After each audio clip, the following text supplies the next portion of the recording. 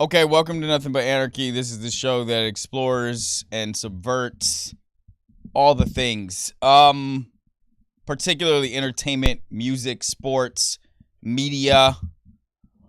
There's so much on this thing today, so we're just gonna get right to it. I actually, in the podcast that I listen to now, there's a couple. Dan Le Batard's show is one of them that like spends the first 12 minutes trying to be funny and not like talking about the interesting stuff. And I'm just like, I mean, they're just not funny. Like, I know Dan Le Batard kind of wants to think of himself as in the room with comedians now, because he really admires them, and he like brings in Hollywood writers who write comedy, and he brings on like Neil Brennan and shit like that, and it just doesn't. It's just not working for me, bro.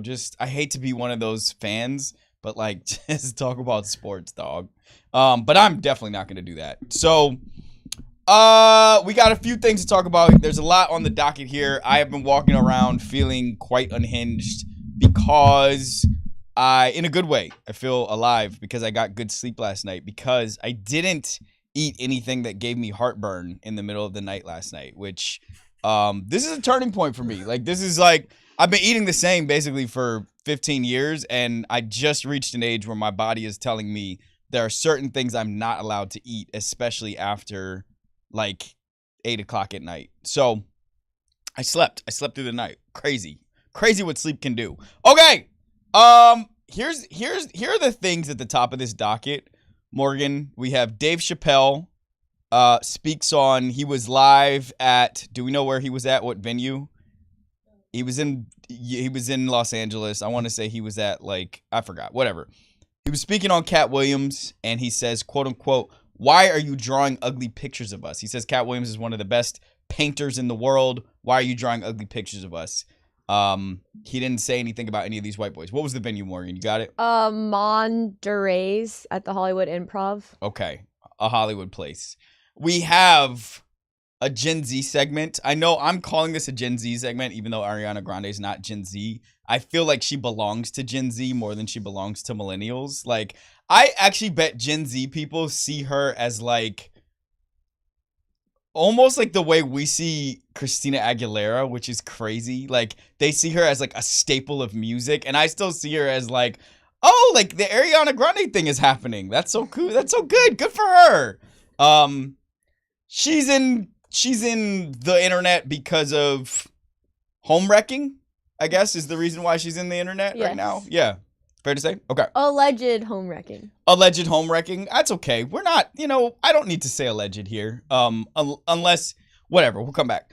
And then the third thing here is, Morgan, can you say this person's name so I don't say it wrong? Yes. It's... Just take a stab at it. Okay.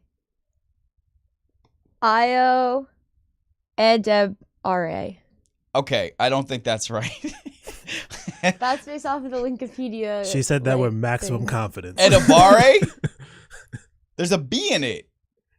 Yeah. Edebare. Okay. I'm gonna look it up. All right. Thank you, Morgan. That's okay. I'm sorry, Io. I love you. Io, yes, she loves you. Great. And we're gonna get right to that. She loves you, even though she doesn't know how to say your name. So which one of those three things? Because the first bullet has Charlemagne also involved in it. Which one of those three things do you guys want me to start with? On the count of three, can you guys both say which is most interesting to you? Either say Dave, Ariana, or Io. 1, 2, 3. Io. Dave for me. Sorry. Okay. The black guy says Dave. The black woman says Io. All right. I'll do Io. Just, to be the guy. All right. So I was at the gym yesterday. Was that yesterday, Morgan? Are you still looking for her pronunciation? Yes. I think it's okay, Morgan. We've moved on. It's okay. Someone in the comments can tell us how to pronounce it. It's okay. Because this is actually like what Morgan's doing right now is like what I want to speak to, which is like my sister and I, we talked last night. I interviewed her for my new love project, and we were talking about like, where I am in life and how I am. And one thing that came up is like, I'm a resistant person. I have like a subversive gene. I have like a rebellion to me. And man, this show's gonna have, the pieces are all gonna like touch each other because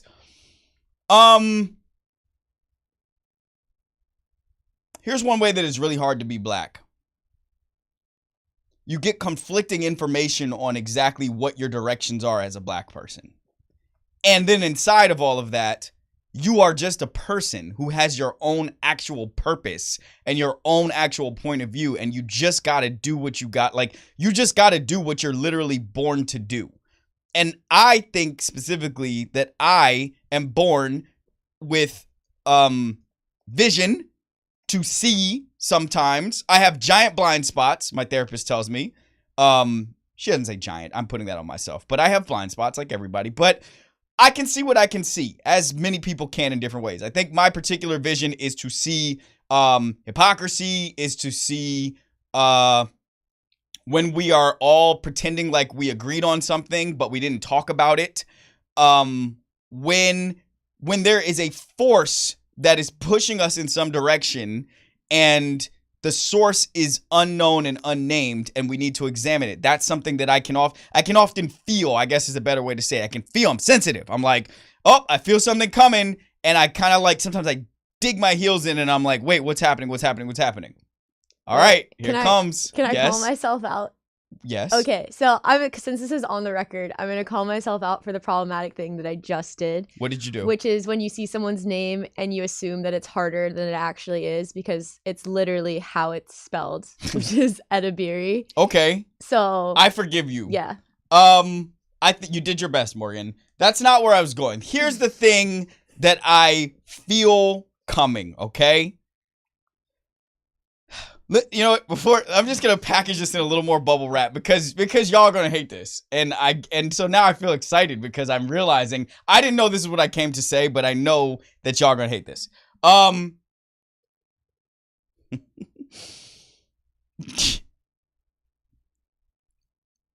Charlemagne is he's just a dude. Like, he's just a person, okay? We know about Charlemagne. Literally, you guys know why we know about Charlemagne? Do you know why we know about Charlemagne? Do you know why we know about Charlemagne? I think you'll remember as soon as I say it. No, I don't know. We know about Charlemagne because Ray J came on The Breakfast Club 10 years ago, 10 plus years ago, 12 years ago, I was sitting at my desk at Google when I first got this clip. He comes on the Breakfast Club, coked up, allegedly, to talk about an interaction that he had with Fabulous, where he said a bunch of, just look, you can look it up. Morgan, you should definitely look it up. This is history. You need to know this. Okay. It is one of the most iconic guest appearances on a radio show, I think, period, in culture. Definitely in black culture. And like, it's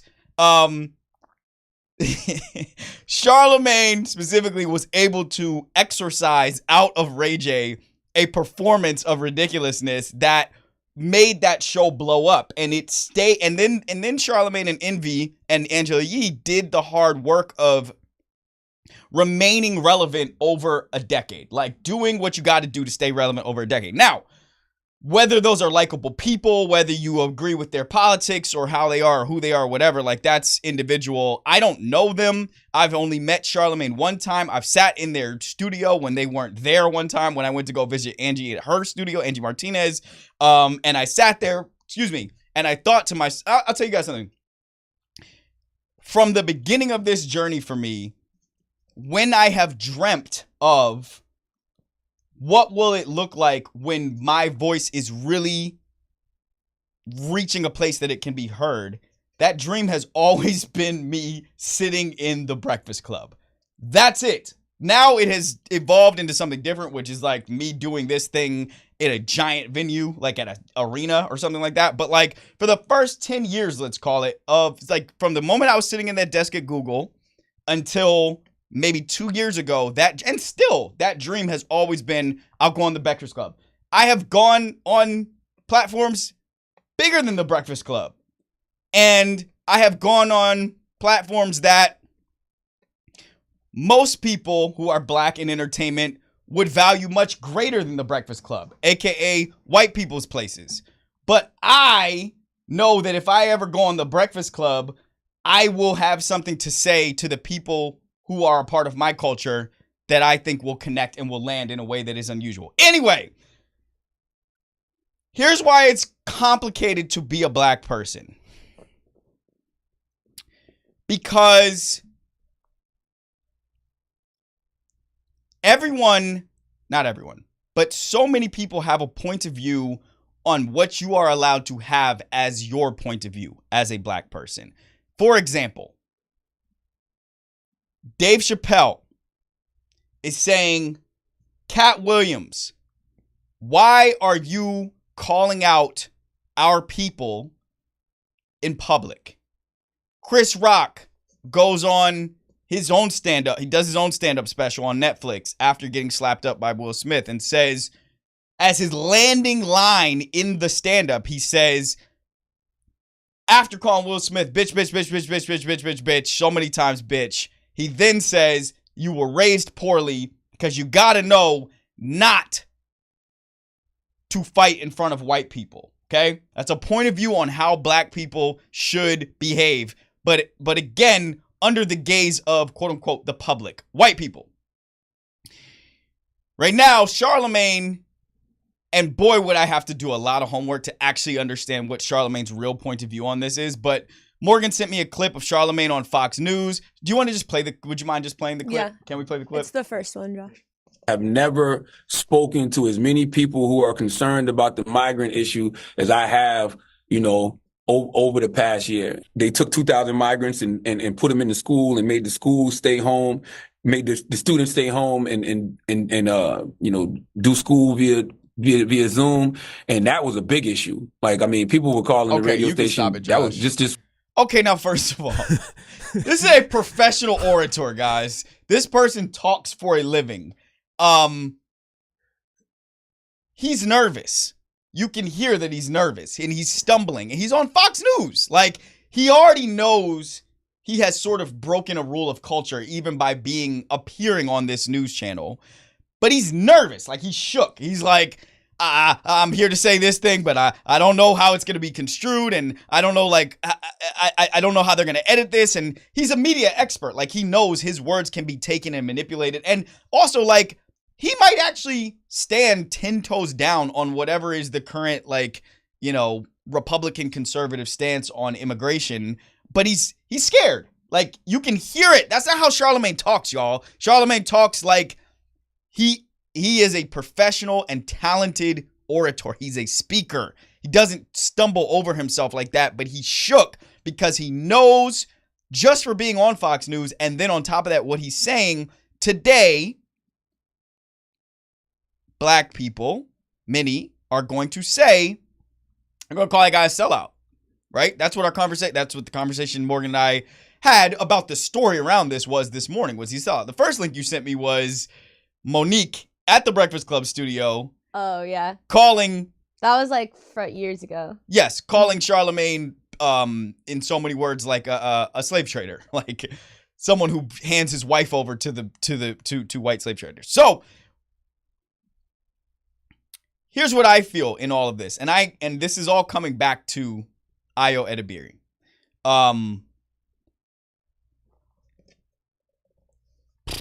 Last night I posted a reel. It was me talking about Jerry Krause and Michael Jordan, and what I was saying was, the beef between Michael Jordan and Jerry Krause is as old as slavery. You know how much I told myself we were not going to do a race show today? Yes, literally yesterday. I was like, we're not doing a race show tomorrow. Like, we're going to talk about other shit tomorrow. But fuck it. So, Michael Jordan has a lifelong beef with a deceased person, Jerry Krause, because Jerry Krause talked to, and treated him as property. Property. In Jerry Krause's own words, property, guys. And we post a reel of me talking about that beef between them. And I I have to choose like a cover image for the thing, right? I have to choose a cover for the reel.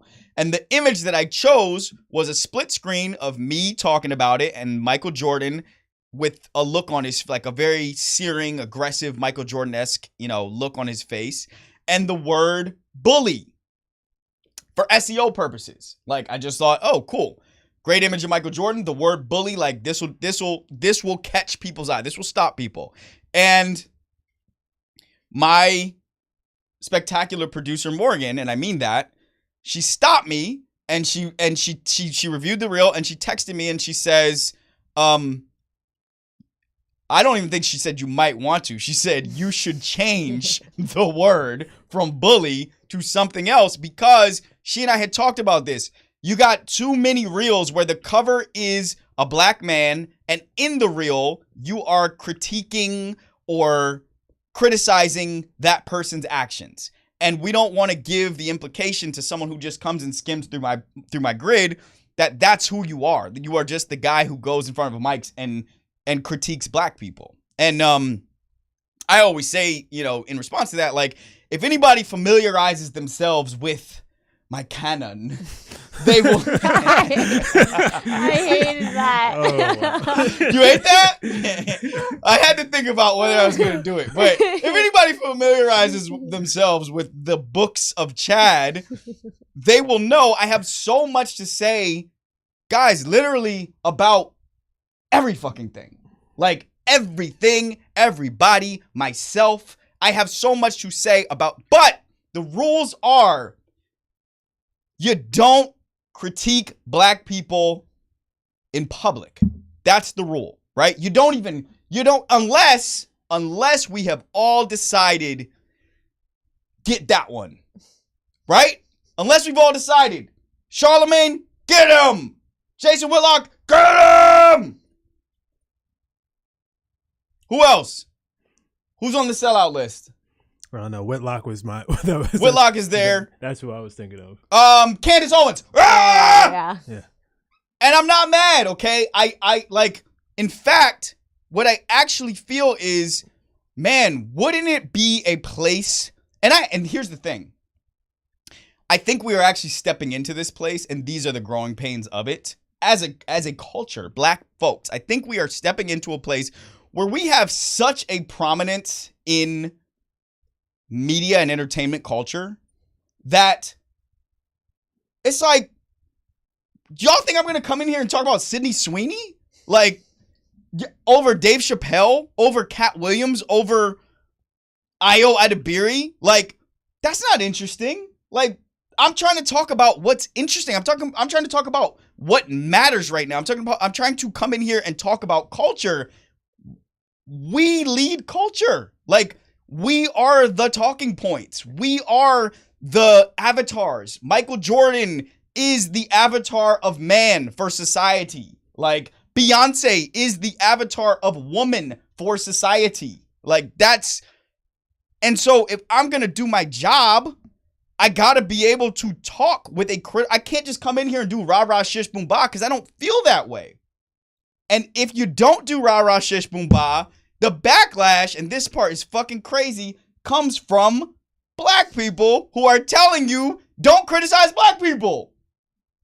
That is a mindfuck.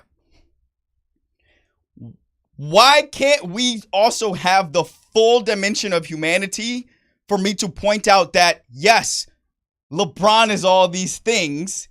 He is also a capitalist. He is also a cheeseball. He is also selling you something. Like, I respect LeBron enough. I see him as human enough for me to be honest about who he is and not treat him like a thing that only has to be polished and sparkled. Okay, with that said, now here's where I'm actually going with this.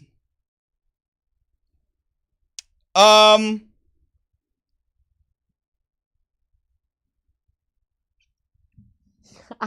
don't like this. You hate this? I just saw you smile. You guys. This is what I hate, right? Okay. This is why my sister calls me resistant. I am someone who has felt bullied in life. Okay. I think most people are bullied in many ways. I think we're all being bullied by Amazon. We have no choice but to give. We have so few choices but to give. We are bullied by Amazon. We're bullied by McDonald's. We're bullied by Starbucks. It's like, it's extortion. Like, nigga, it's like pretty much. Ante up. Yeah, that's bullying. A lot of people can feel it, but don't know where it's coming from. Okay, I happen to know where it's coming from because my dad made me know it when I was a kid. Literally, that's the only reason. Probably, he's made me know it. I felt bullied in high school and college as one of the kids at the cool table who was one of the culture bearers of what was probably making other people also feel bullied. I felt it as well. It's hard to bully someone else without feeling bullied by someone else. Let's take talent out of this for a second, okay? I just watched Bottoms a couple nights ago. Ayo? Talented. Love the bear. Love it, okay? So I don't want this to be about Ayo. She is talented, charming, smart. But as far as I can tell from her performances, like, I enjoy her work. But this train is coming no matter what. Y'all are going to make this Ayo thing happen no matter what. And there are no dissenting opinions allowed about this. When Morgan sent me that she was going to host SNL, and I think, and I will be sent that link by many other people, and I will see it on, and I know the only reaction I'm allowed to have to that is celebratory, right? I just got done saying fuck SNL in every possible way that I could think of. And 2 seconds later, Ayo's hosting, and now I'm supposed to be like, that's so fire.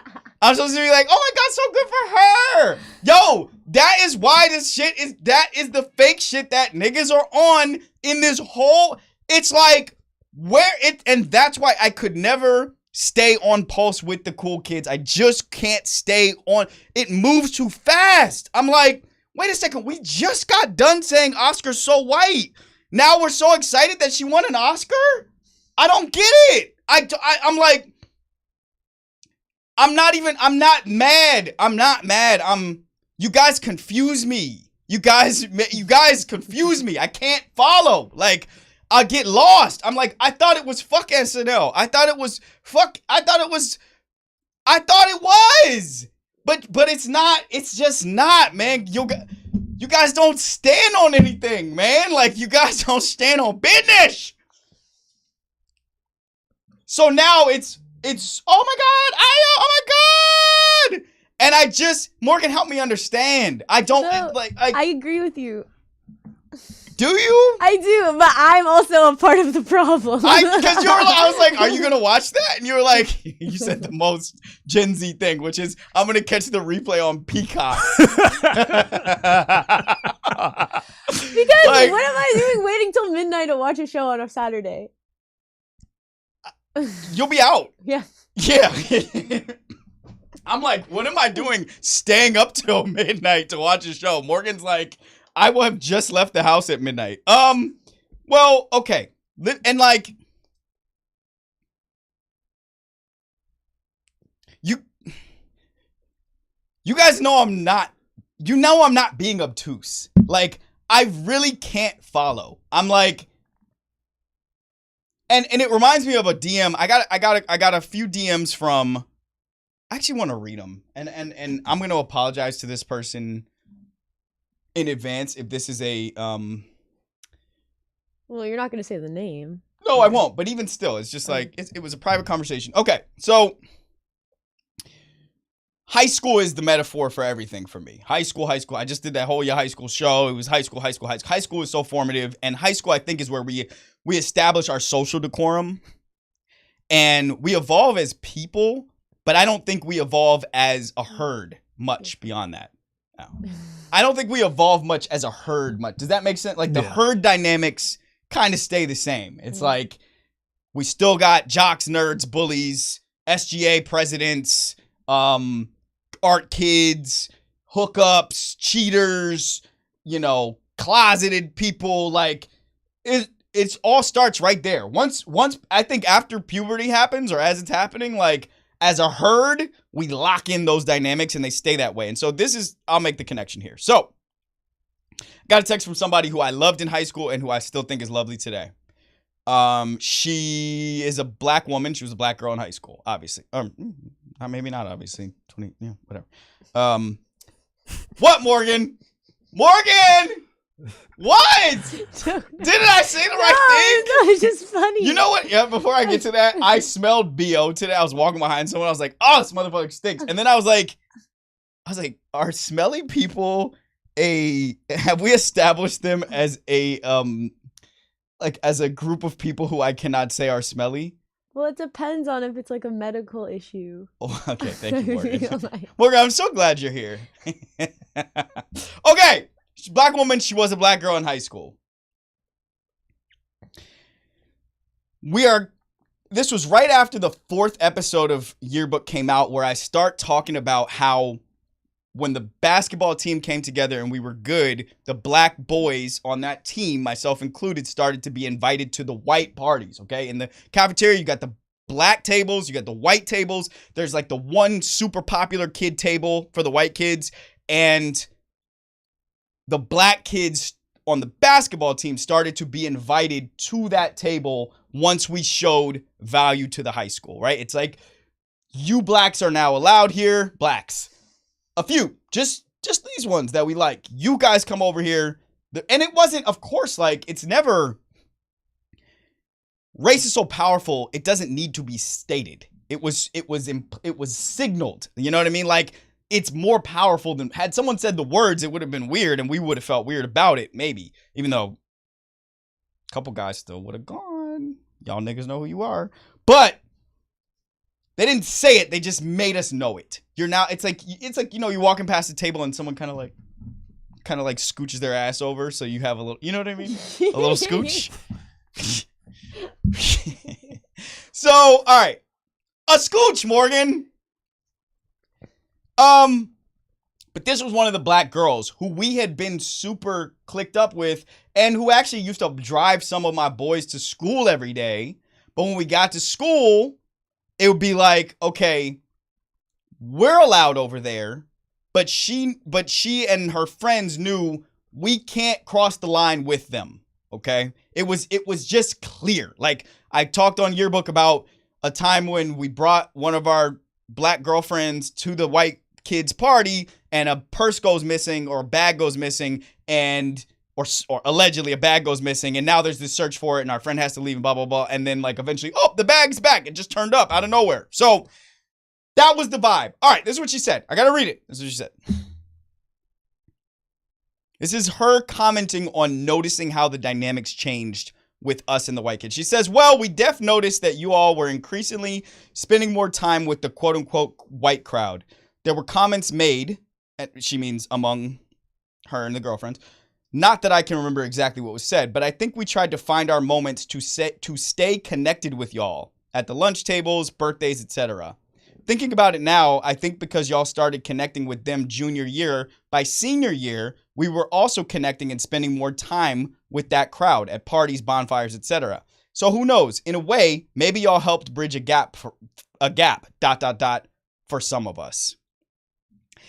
And I read that and I thought, first paragraph, a little heartbreaking, to be honest. It's like watching your friends drift over there to another place where you can't drift with them. And then second paragraph, honestly, this is I actually can read now. And what I think of this second paragraph is I see someone being graceful. I see someone being like, I know that first paragraph was a little, but don't worry, like maybe you guys opened a door for us. And I think that's sort of like, that's a talking point when we see a black person, quote unquote, like break the glass. Like Kenya Barris has broken the glass for, it's like, really? Have any of the statistics around black projects getting greenlighted changed since Kenya Barris shattered the glass ceiling? No. I follow by saying, this resonates so much. Curious about what was said, ? As I reflected on it with the guys, I wish we were more aware of what we were doing or giving way to in the moment. And yet I still think we were well aware, ... That's gracious to say maybe we bridged the gap. IDK. And then I did like the sideways smiley face, which is like a semicolon with 3 slashes. That's my thing. Trademark.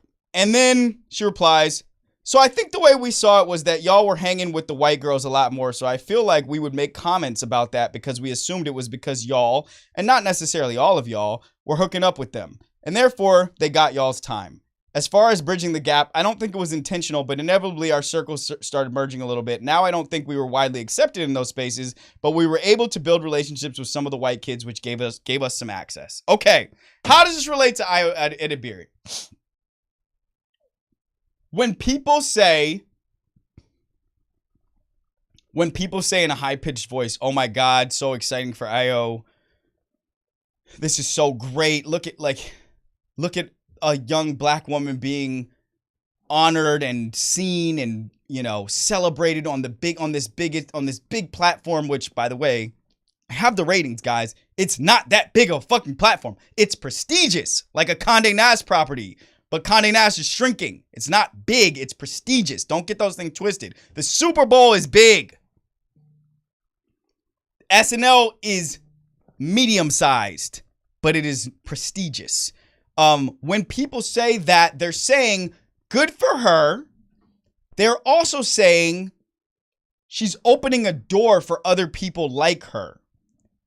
And first of all, that's not her burden. That is not her axe to bear. And I hope she doesn't feel the pressure of needing to do that. I hope she just goes up there and bodies it and has a great time and is funny. But it's not opening a door. Just like us going to party with the white kids to serve their purposes, to have to capitalize on our coolness, our sexuality, our blackness, whatever, like that's serving them. That does not open a fucking thing for anybody else who looks like us. That is us that is us being capitalized on. You see what I'm saying? Like, her going and bodying SNL is going to be hopefully great for her star. But like, this is media and I know how it works now, okay? When I have a guest come in here, that's good for me. When I have a guest come and be on my, when Kenan Thompson comes on Quitters with me and Julie Bowen. That's good for me and Julie. A small media property. Kenan doesn't need that look. Io doesn't need this look. Maybe she thinks she does. A publicist no doubt told her that she needs this look. But this is something that SNL will profit from, and that doesn't do shit for the rest of us. Going and sitting at the white kid table in the cafeteria does not create new seats for other black kids at the white kid cafeteria table. That's it! Okay, I've said enough. All right. Break. All right. I think we can get possibly a good...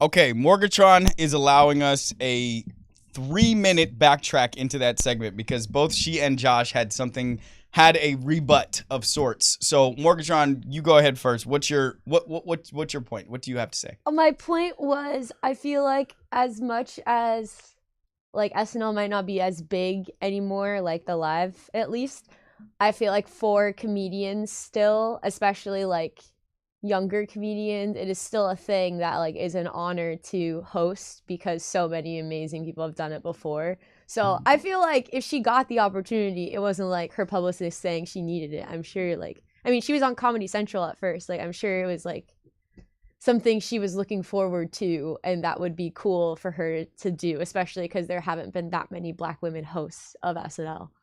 I agree. I think the natural current of a comedian's journey, a comic's journey, and a writer's journey, and a New York journey, like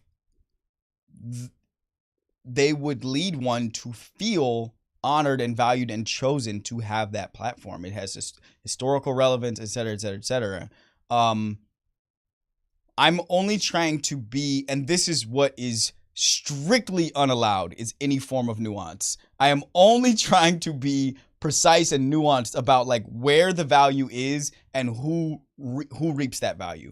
I think she reaps the value in prestige, honor. If she does a good job.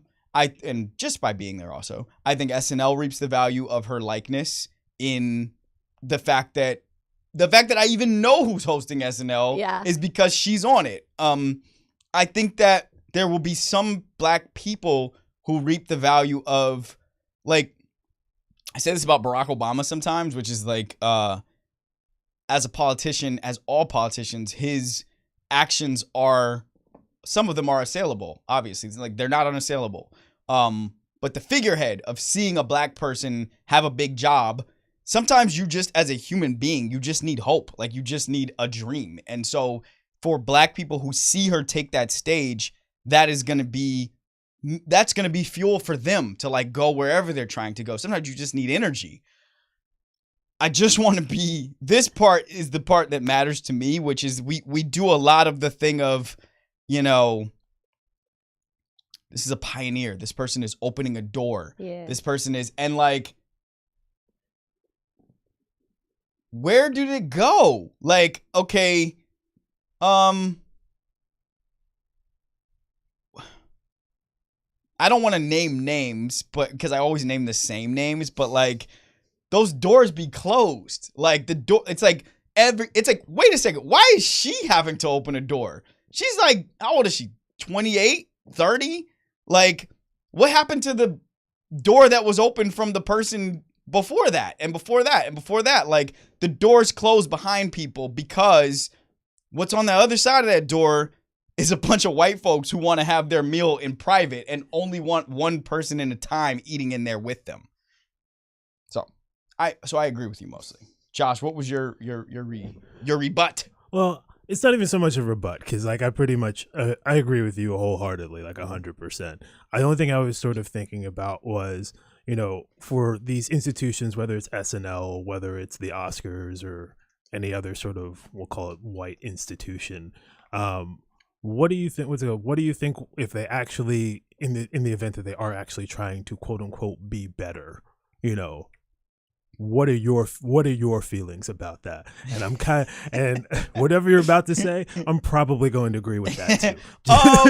If there was some way that I could know that to actually be so, yeah, maybe I could get behind that. Like if the intentions were pure. I mean, by the way, like I don't know that anybody has made a signal or communicated that this is a part of some sort of larger effort. Like, it really may just be it's never that simple, but like there may be something simple in it, which is just like SNL is a platform that needs growth right now, and it needs to have its succession plan set in for the departure of Lorne Michaels. It needs to appeal itself to younger people. Right now, the only way it reaches younger people is on social media. Here is a young black star, a woman who just won an Emmy, at least one, right? I don't know how many, whatever. They're doing big, like, it's funny because they're a legacy media company, they're a legacy platform, so they're doing some very basic math, which is like, Emmy winner, come over here and get on our stage with J-Lo. Yeah. And that math can work to an extent. Quite honestly, like, that math is not going to work forever for Io. Okay? Taraji could tell her that. That math is not going to work. Like, oh, I'll do the rounds, and you know, I'll show up on this red carpet and I'll do this thing and this thing. Like, that's talent. Like, that's talent. That is the job that people break their necks for to get in Hollywood and then end up 50 and broke. So it's like I'm trying to pull apart, like, what is this tangled web that makes us be like, oh my God, I on SNL. Ah! Like, okay, I feel you, but I don't feel you because you guys just told me 2 seconds ago it was Oscar So White. So what? So which one really is it? Like, what? Like, which one really? And on top of that, And on top of that, the super black platforms, you guys criticize those too. You know? You say they're ignorant. You say they're unsophisticated. You say they don't look well produced. You say you want the host to have the exact same politics as yours. You want the host to, like, so, okay, so then what you're telling me, and you're saying it to me clearly, and then I move on, Morgan, I promise, is it's actually not Oscar So White. It's actually not fuck SNL. It's, man, we want to sit at the white table so bad. So suck off. Okay. Can we talk about a white person now? Yes. Ariana Grande. Yes. Ariana Grande. She's in the tweets for home wrecking, allegedly. And Morgan, can you give me the high level beats of what's happened here? So basically, her and her Wicked co-star Ethan Slater recently became public that they were dating and received backlash because he like just got divorced, and people believe that they both had affairs on their spouses at the time, and that she broke up his marriage with his high school sweetheart. Ooh, they also just had a baby like a year ago, I think. So, yeah, people were dragging her, and then she released her new song, Yes and, that people then like felt like was a middle finger to the haters, because a line on it says, quote, "Why do you care whose dick I ride?" And people thought that was her responding to the public. I missed that line, honestly. It's during like the quieter part, which there's like that hushed voice. Yeah. Okay, I didn't even hear that. So yeah, but then her fans responded saying, not true. Ethan has been estranged from his wife, or like they weren't together before him and Ariana got together. And yeah. So Morgan sent me the song. I listened to it. I replied, okay, that was fine. You thought that was funny? What? My response to the song. Oh, yeah. Because it really is like just fine. I didn't know what I expected you to say. I didn't expect you to love it, but it was just like... It's definitely, as Ariana Grande's music is, like, it ranges, I think, from like distinctly listenable to quite good in moment. It has spikes into She's quite got good. bangers. Yeah, Ariana Grande. So, all right. You start here. Josh, have you ever dated someone who was in a relationship? No. Actually, scratch that. Yes, I forgot. You actually told us the whole story. Yeah, I forgot. I actually forgot about that. You told us the whole story on the record. Morgan. I wish we could like cut back to video footage with the date. That's so funny. Yes, you told us the whole story. I actually wasn't thinking of that when I asked the question, but then yeah. It's because in my head I didn't believe they were together. That's why. Yeah. Okay. Morgan, have you ever dated someone in a relationship? No, not okay. Wait. One person, they were in like a situationship, I guess, and the other person I was unaware until later on. So then that's a yes, right? Yes, but like not knowingly. Okay, I love how you both modified the question for deniability. Well, because I feel like that's important. Okay. It is. So I had a years ago. This is probably like 8 or 9 years ago. I used to be quite cavalier. Not 8 or 9 years ago. For most of my life, my first girlfriend had a boyfriend when I met her and when we started talking, and that was, a formative experience. And I was like, oh, this is something. Like you can.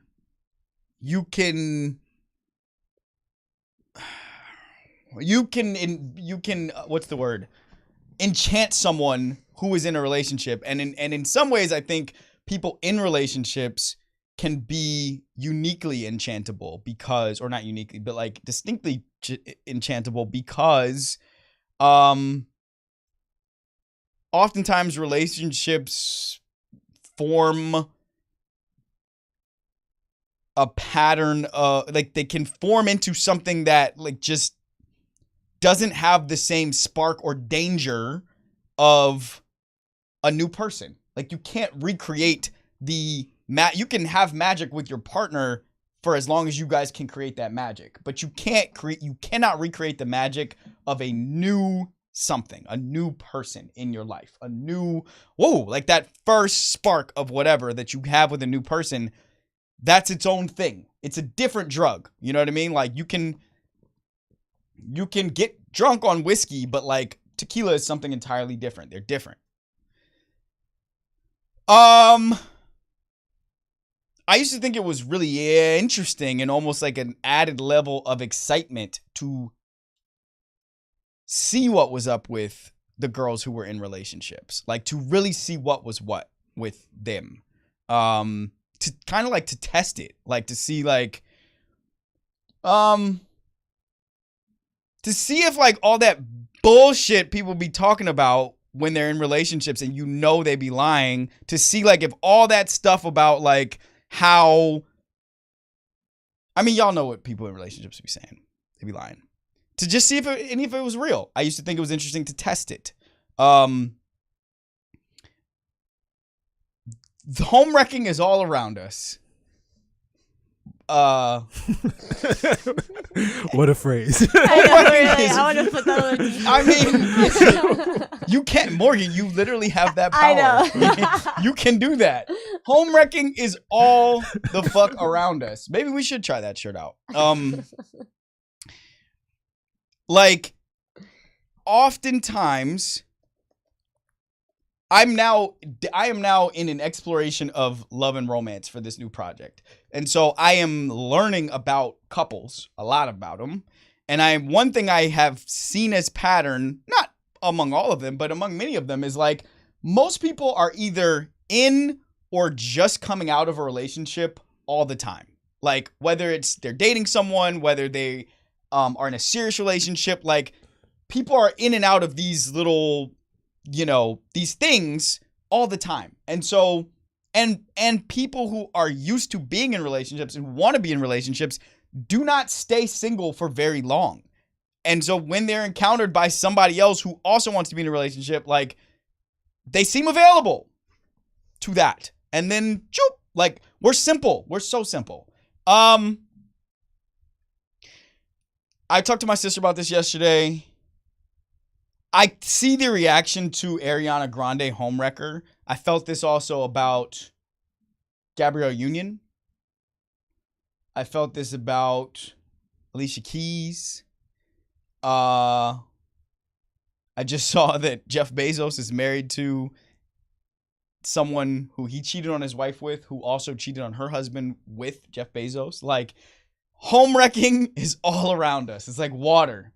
And it looks like a lot of the couples that exist are a result of, if we really went back and looked with a magnifying glass the way that we can look at Ariana Grande's life, the result of some form, somebody feels home wrecked in all of it. Somebody does. If you got a partner, they pop up in a new relationship shortly after you guys split up, you're going to be curious. You're going to have thoughts about it. You're going to wonder, was there already something going on there before this was over? And of course you can never really know, but like, maybe you can if they tell you, but, that is what seems to be here, is that Ariana Grande saw a guy she liked, he saw her, and they home wrecked each other's homes together, basically. And now they have their own thing or whatever. I used to have this argument with a friend 8 or 9 years ago. That's where I started. He was in a relationship. I was single. And he was in a very serious relationship with someone he did not end up with. They lived together, all that. And I was trying to get him to explain to me, what is the immorality of the third party in pursuing someone who's in a relationship? Can someone explain it to me if you believe that exists? I mean, I feel like it feels a little I don't want to say like malicious, but that's not the right word. But I feel like, I don't know. I feel like as a society, there are like societal rules that people abide by, and one of which is if like two people are exclusive and dating and you actively try. It's like poaching, like job poaching. That's not really a thing people like. So I guess the same goes for relationships. Does that sound right? Well, let's take a look at it. So, okay, when I worked at Google, there used to be these big power struggles between Google, Apple, and I forgot who, Microsoft, one of them. And it was about poaching. And there were lawsuits filed against all three of those companies for having a cartel that suppressed our wages by having these little under the table agreements that we will not poach from each other. That, like, the labor pays when the management won't poach from each other. Like, if, let this be a message to you. If I work with your production company, if I work with your publication, if I work with your studio, if I work with another creator, and you have someone fire that works for you and they want to fuck with me, I will poach them. 100 times out of 100. I will do my best. Because, like, the person who should be choosing what's the best circumstance for themselves is the person. Yeah. Not the employer. Not management. Right. So, like, what's wrong with poaching? Okay, I guess the job example isn't good. Well, now let's apply it to relationships. Yeah. If I meet Ariana Grande, trying to think of the right example. If I meet Ariana Grande out, I told my sisters yesterday, if I meet, and my sister was like, ugh, my sister had so much side eye for this point of view. I was like, you know what happened when I looked at Ariana Grande? I thought like, oh, that's like somebody I would probably date. She was like, do you mean someone like Ariana Grande, like a Latino performing white girl from Florida? And I was like, well, when you fucking break it down like that, like, that's Shannon. not fun. Yes. I was like, but like, I don't know, just like someone like this. And she was like, she's infantile or some shit like that. But let me make the point. The point is, if I met Ariana Grande, if she came in this studio and did an interview, or if I saw her at, where the fuck would I see Ariana Grande? Dumbo House. Probably not there. I feel so weird there. At a party, at someone's house. You know what I mean? Hanging out. Whatever. I don't know. These things are weird. I don't know. The people that I end up meeting are so I like didn't ever think some of these people, I didn't even know some of these people existed. And yet somehow I have still not been on The Breakfast Club. Like, I can meet Julie Bowen, but I don't go on The Breakfast Club. I don't get it. And I know she's with this guy, Ethan Slater. I'm supposed to, like, if I think Ariana Grande might like me and might want to spend time hanging out with me, I'm supposed to, like, not try to do that out of the sanctity of, you said, of society? Okay, whatever. I take it back. Shoot your shot. Do whatever you gotta do. No, I mean, I want to know what you really mean, though. Like, because it's like, wait, so we're all supposed to be protecting the sanctity of each other's relationships? Like, I gotta do that too? That doesn't sound right either. But what do you think, Josh? I just think it depends on who's initiating the interest. Mm-hmm. That's really what I think it comes down to.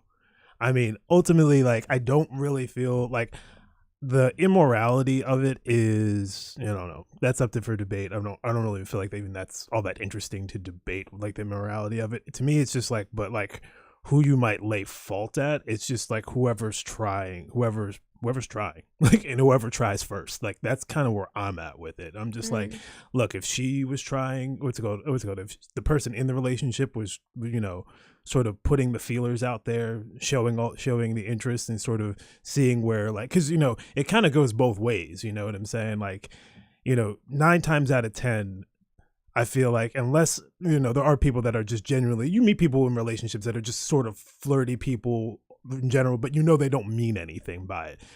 Those people, that's one thing. But then there's those people, like, you probably met those. We've all met those people. They're in a relationship and they're testing you. to see what's it called, to see if you are like, you know, have whatever the gumption to you know, to try to shoot your shot in some way, shape, or form. That's real. Yeah, That's a real thing.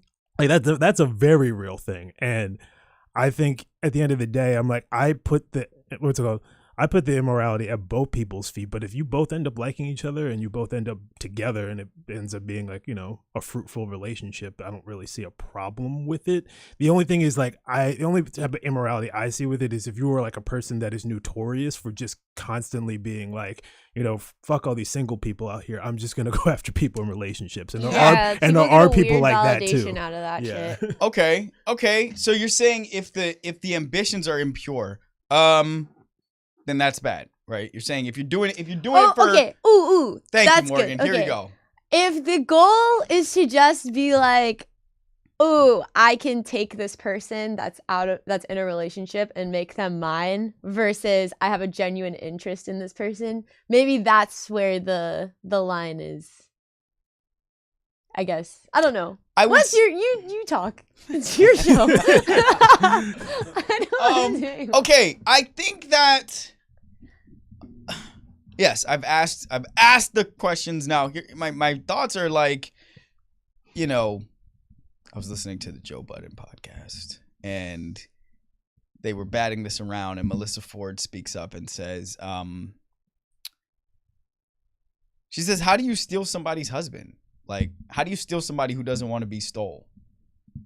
And that's kind of the only thing that I heard from the whole discussion. I don't remember one other point that was made. That was the only thing because it said the words that I think are what I have felt the whole time, which is like, I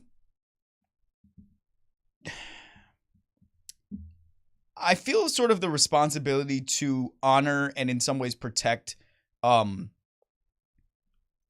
relationships of people that I care about, such that they're healthy. And as far as I can tell, like I'm gonna, you know what? I'm gonna tell the truth. My sister knows what I just said is like half true. Mostly when it comes to other people's relationships, like if people start talking to me about their relationships, I mostly be like giving them every signal that like I'm on Pluto right now. Like I have nothing to say. I have no way in. I have like nothing to offer here. Like I stay out of it because what happens is, especially people with kids, they feed you all this, and this has happened to me. They feed you all this shit about how their relationship is all fucked up. You then become a receptacle of how their relationship is all fucked up. I wouldn't do this to you, Morgan, though, because I'm here for you, Morgan. I mean that, but most of you guys are not, don't have the honor of Morgan, which is to say, you feed someone all this information about how your relationship's all fucked up. You're so mad, your partner's this and that and the third, and they undermine you and they don't respect you and they, you know, blah, blah, blah. You're all there for them. You take it all in. You almost start to build up a resentment for their partner because of the things that they've been telling you. And then, you know, 2 shakes of a lamb's tail and you're right back in love. And now I am the reflection of all the mean things that you told me about your partner. And so now our relationship is fucked up because you see me as the person who knows where the bodies are buried in your relationship. I've been through that. That sucks. I don't want to do that. Why did I even bring that up? Because here's what I really feel. What I really feel is like people in relationships, y'all relationship is your responsibility. It is the third party, whether that is a single person, a person in their own relationship, a person in a polyamorous relationship, whoever, like those people can and will, we know now, home wrecking is all around us. They will shoot their shot as much as they feel like it. And as much as you leave an opening for shots to be shot. So I really don't feel now a child will suffer for this. A child will suffer for this. Why are you laughing, Morgan? You're laughing. Okay, a child will suffer for this, and that's bad. But that child's daddy was already looking for an exit ramp. And it found an exit ramp in the form of Ariana Grande. And that is like finding an exit ramp to Chick-fil-A. If you're looking for it already, if you're hungry and it's not Sunday, you're going to take that ramp. So that's what he did. All right. Music, please. And then we're going to come back and talk about sports.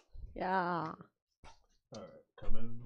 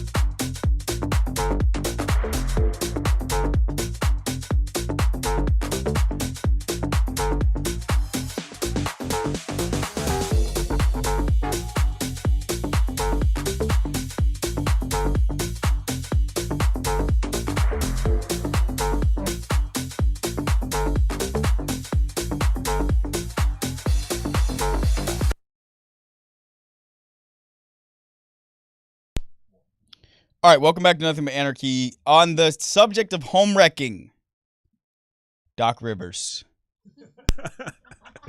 That's a great segue. That was a good transition. That was great. Okay. The Bucks. You know what's great when it comes to this NBA shit? I'm gonna say this. It's gonna irritate my friends. I play this game. Two guys who I know for a fact listen to this show. The other two black guys in this league. I'm in a league with like 6 dudes. Actually, there's 3 other guys listen to this show. One of them's a Shield, who you guys have met. One of them's Leon, who you've heard call in. One of them's Justin, who you've probably heard me reference. We talk about sports all the time. We debate sports all the time, et cetera, et cetera, et cetera. And we're in this league where at the beginning of the year, you each choose 5 or 6 teams, depending on how many people are in the league. It's like a draft. And throughout the year, you get points for their wins. You can bet on certain games to get extra points, etc. And I win pretty much every single year. This is a fact. This is a fact, okay? I'm not good at everything. I'm good at that. And I love that because we can debate about LeBron and Giannis and Steph Curry and Kevin Durant. But at the end of the day, there's a scoreboard. Just like Evan, who won back-to-back, which is impossible, and we still owe him tickets to a game, 2 games now. Evan won the Tower of Anarchy twice. We had the inaugural season of the Tower of Anarchy and the subsequent season of the Tower of Anarchy, and he won twice. And it's amazing that he won twice because it's really hard to bet on basketball or sports in general because the odds are made so well by computers that have so much more data than the rest of us, which is why I think my friends who bet on sports every single day are masochists. But it's awesome when I'm right. It's so great when I'm right about the NBA. And here's something that I am right about, and I will continue to be right about. And every single time there is a new node that supports my rightness, it's going to be irritating to a small group of my friends. I'm right about the Milwaukee Bucks. The Milwaukee Bucks destroyed their identity when they, by Giannis's own wishes, and in some case, I mean, in some ways, people would say they had to do this. They had to acquiesce to Giannis's demands to re-sign him, but they let go. They let Jrue Holiday go. They traded him. He is back to haunt them like a wraith, like a phantom, like a ghost on the Boston Celtics, the team that I believe will win the championship. And they did so to bring in Damian Lillard, who the Boston Celtics are like, the Milwaukee Bucks are like a battering ram. That's their identity. They have Giannis and Brook Lopez manning the paint, protecting the rim, who are just huge trees. They are in their own ways uniquely athletic for their sizes, including Brook Lopez, you guys. It's crazy that Brook Lopez can hit, 250 threes in a season and can also be one of the top shot blockers in the league. Like, that's an athlete, y'all. Giannis is maybe the best athlete in the NBA of all time, ever. It's like him. Peak LeBron is in there. Peak Dwight Howard is in there, but yeah, it really might be Giannis. And then at the point of attack, they had a roaming, destructive free safety in Jrue Holiday, who is, especially at his prime, but even still past his prime, like as devastating as a point guard defender as you can have at the point of attack on your defense. And they did that dumbass shit. They got all lubed up for the sexy thing, which is Damian Lillard's game-winning shots that he makes in rounds that are irrelevant of the playoffs and sometimes in the regular season. And they traded away their whole freaking identity for Damian Lillard. And now a black will pay. Named Adrian Griffin.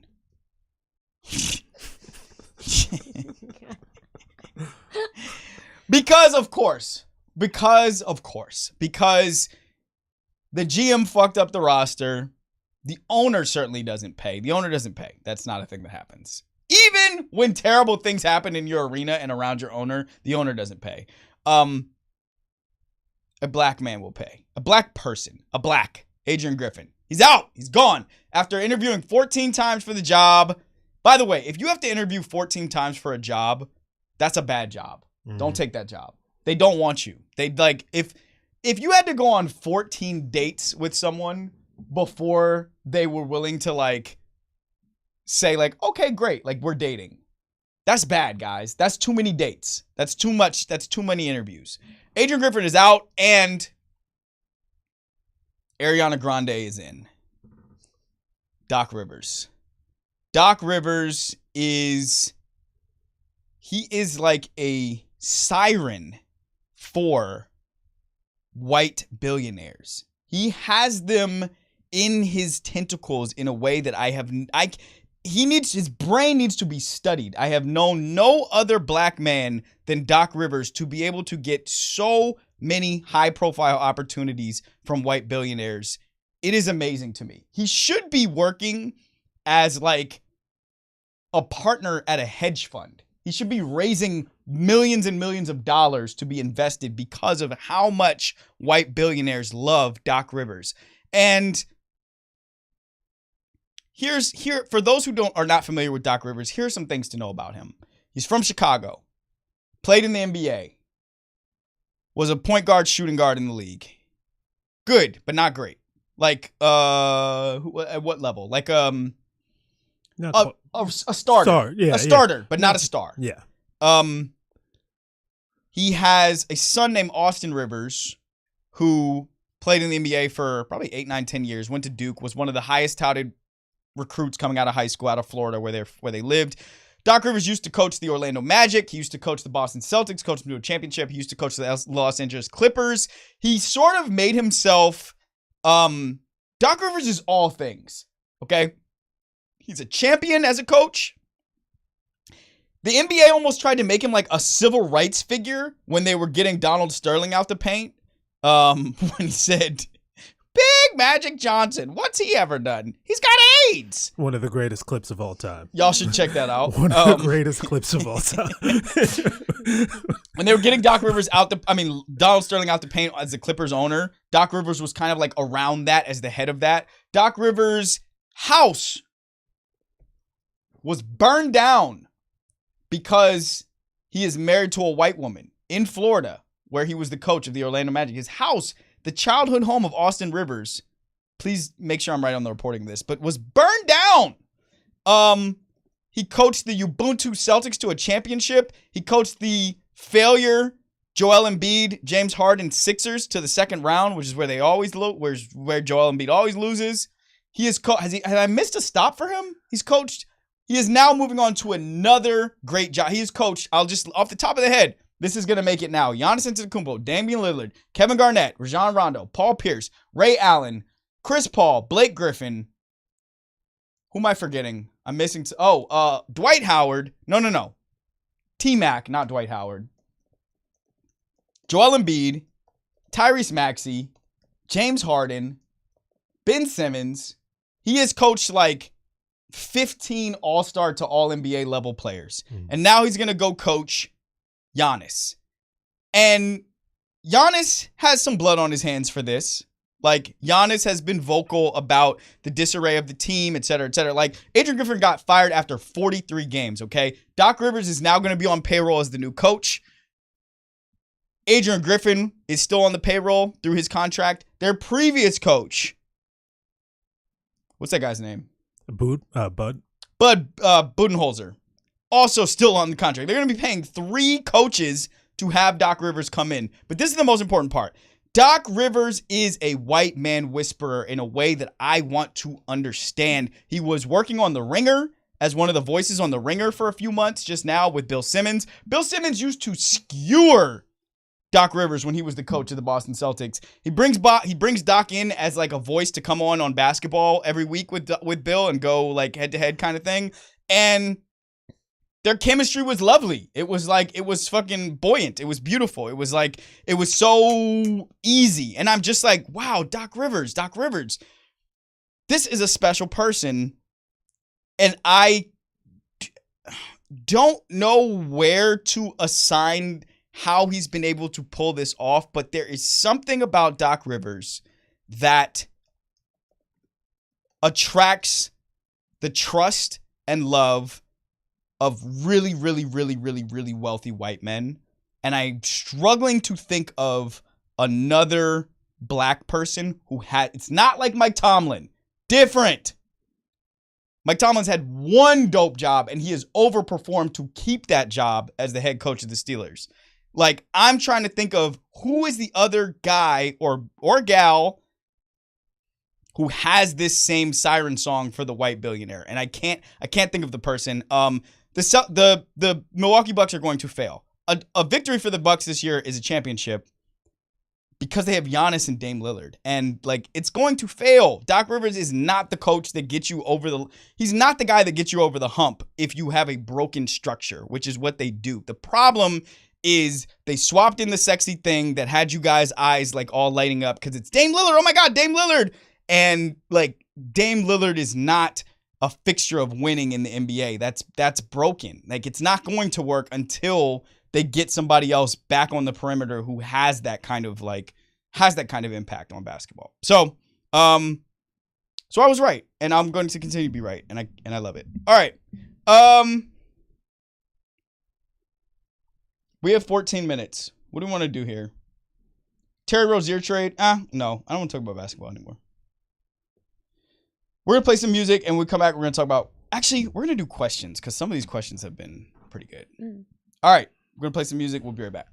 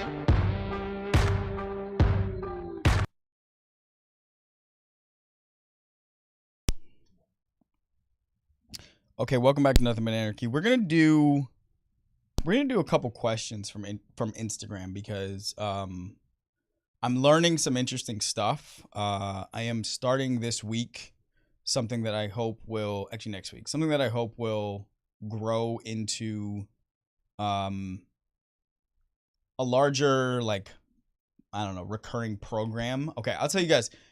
My big vision for this thing is, like, one day I would love to have some sort of summit or retreat that is like a 3-day experience where a bunch of people who are serious about moving forward their creative project come to a place. What's been in mind for me is somewhere like Joshua Tree, like a desert. A really, really, really, really nice Airbnb or, like, housing venue.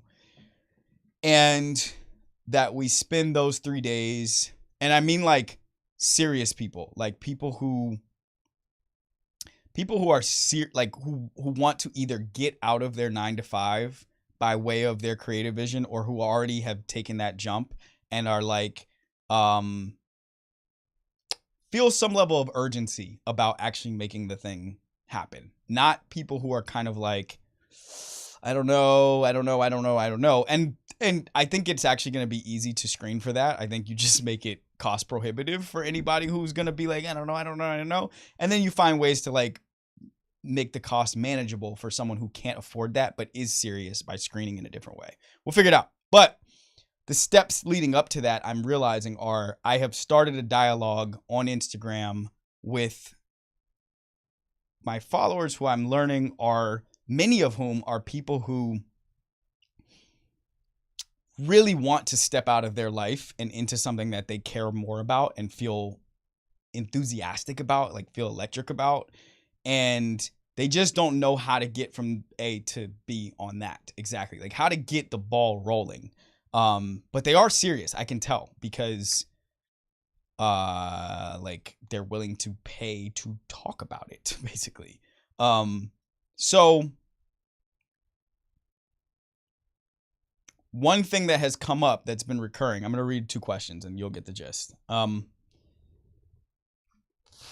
question was, what do you want this year? Just open-ended. I just said, what do you want this year? And here's one answer: to figure out what to do with my life after 10 years off of work after having 2 kids. Here's another one: finish my book, but I'll settle for writing a page a day, joy in the process. Find this one other.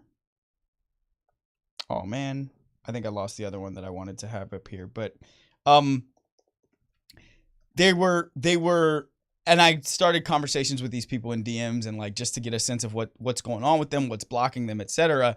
And one thing that's been coming up is like I spent too much time away from my creative project. I spent too much time away also from just like the environment that supports these projects. Like for instance, if I hadn't spent any time in podcasting the last 5 years and like now after 10 years instead, let's say of working at Google, was like, oh, I want to start a podcast. Excuse me. I would be able to hack together some of how to like make it, but there's all these little things, and then there's all these like almost spiritual things that have to be sorted out to actually clear the runway for you to do what you're trying to do. The same is true for screenwriting. The same is true for production. The same is true for writing a book. You know what I mean? It's like conceptually, these things are simple, and they are simple once you have the right information to like make that launch pad. So what I see from these people specifically is like, one person even shared her age with me, and she feels like this is so far gone for me. Like, I don't want to put a feeling on her, but what I'm inferring from her sharing her age was like, that might be a block to me getting traction in this. That might stop some, maybe that makes me not the right person for this path or whatever. And I think truly, like I really truly believe this. I think the person who has the confines of like a real life with real, I don't want to say burdens, but responsibilities like kids, a mortgage, the person who has the structure of a life that says you don't get to spend 10 hours a day every day on this, to me is perfect, because you will assign yourself an allotted amount of time every day, and that small narrow confine of space that you have to walk through will stop. It will restrict you if you will be thoughtful about your approach. It will stop you from doing all this dumb shit that I think, man, have I spent a lot of time doing dumb shit over the last 7 years because I've had no job. Like, man, have I spent a lot of time chasing headlines and relationships that I didn't need to actually. I could have been doing this all along. I could have, if I had started doing this 7 years ago, imagine where this would have been. But you have the benefit of, I was chasing other things. I was chasing social status. I was chasing self-esteem, prestige, Hollywood street cred. Boy, did I not need any of that shit. So I think you, with the life that you have, if you have a Wi-Fi connection, if you have a basic understanding of social media that I or somebody else can help you, like, I am so not a social media whiz, but I have learned enough to figure out how to, like, do the same repeatable steps over and over and over again just to get eyeballs on my stuff. Like, I think you are well suited. I think you're better suited probably than you know that you are. Person who has kids, person who's in their 50s, person who has a 9-to-5 job, like person who, now the other question that comes up that I've been, or not, it's not a question, it's a response, which is people saying, I want to spend my life doing something I care about. Going, like, that's what they're saying. They're like, I'm so tired of doing this dumb shit. I want to do something I love. My challenge to that is, like, can you greenlight yourself first by, like, making the smallest polished version of the thing that you want to spend your life doing? If you want to be a TV writer, like, can you finish your first screenplay, or even better, honestly, can you make your first digital short? 2 minutes. 2 minutes. And then I can show you how to run a digital campaign on it to get views on it. If you can make one little thing explode, like if you can get 100,000 views on one thing, you can leverage that into so much more that you want. Like it's, the question is just, the thing to know is that mysterious person who's going to greenlight you is yourself. Like, that other person is not out. Spike Lee couldn't do it. Like, Spike Lee couldn't get my show on TV. Morgan Freeman couldn't get my show on TV. WME, my agents, can't get my show on TV. Like, that person is not out there. It's you. Like, once you show, they're all looking for the person who can self-start themselves enough. These studios and shit, they want to pour fuel on a fire that's already burning. So you just gotta, like, that's all they're gonna do. I promise you, especially the agencies. I promise you, they are not going to get your flame ablaze. You got to do that. And you can do that from your home living room. You can do that for, if you have $100 to spend a month on promoting your own stuff, if you can take $100 out of your Uber Eats budget a month and put it into promotion for your own stuff online, like, your shit can sizzle. So don't rule yourself out. The industry is in disarray. There is no green lighter right now. The green light is whoever the fuck the audience, whoever the consumer says is the green light. That's the green light right now. So just don't rule yourself out right now. Great speech. Okay. Yes. Good. Thank you, Morgan.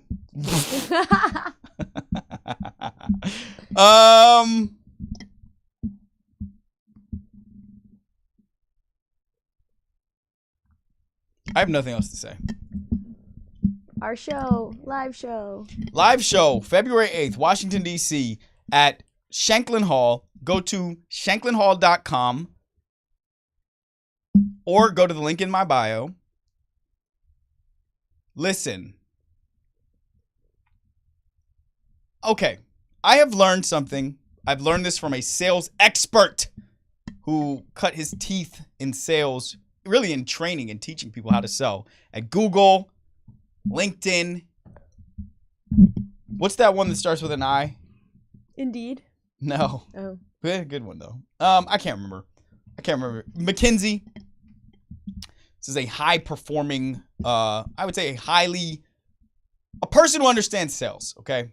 Deeply, in a real way. Not like salesy sales, not like that silly shit on movies, like actual sales. Said, Chad, you're good at selling. He says it all the time. He says, you're really good salesman. He says that. I sell things, sell big things, sell little things. I think selling is about honesty. And so I'm about to sell y'all these tickets for this live show, okay? We started marketing these tickets 2 weeks ago. There's 2 weeks until the show. Most people wait until the week of something before they buy their tickets. We have sold out half of the venue, which is to say, in half of the time that we will have spent selling these tickets, we've already sold half the venue, which means the tickets will sell out. When you text me because the tickets are sold out, Said this before, I'm going to repeat it. At best, I will ignore you. At worst, the text will turn green because you have texted the wrong number. Okay? Well, you texted the number you meant to text, but it's not my number anymore. So, you know what? I'm gonna add one more thing, and it's honest. I love it. I love telling the thing. I love saying the truth. It's so fire. This is the truth.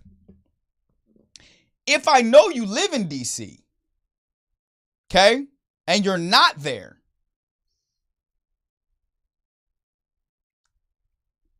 you can tell I'm the kind of person who will remember that, right? Like, you can, like, does that seem obvious? Yeah. I'm the nigga Very who will obvious. see you again and you will go to dap me and you will feel in my dap that I remembered that you weren't there. And I'm not saying that to scare people into going, because I'm not scary. But what I mean is, like, I will notice. Of course I will. Of course I notice already who has bought their tickets. Because, and this is the other thing, and this, I love this form of honesty. You guys know these shows are going to get bigger, and this is show number 1. You know that by show number 10, this is going to be a rock house event, okay? You guys know that. This is show number 1. The people who come to show number 10, I'm not going to notice who's there. It's going to be too many people. This is show number 1, okay? The pictures, all that, these pictures will live. It'll be a picture of me in this venue with you guys, and I will remember that. Because at show number 10, we might not even get to that because I don't know how many people are going to be there. I know exactly how many people will be there for this one. So go buy your tickets. If you procrastinate, it's still going to be all love, but it'll be a different kind of love. It'll be like the love I have for my colleagues in Hollywood. Okay. This is Nothing But Anarchy. Anything else you guys want to say? I'm good. All right. Morgatron. That's a wrap. Okay. All right. Goodbye.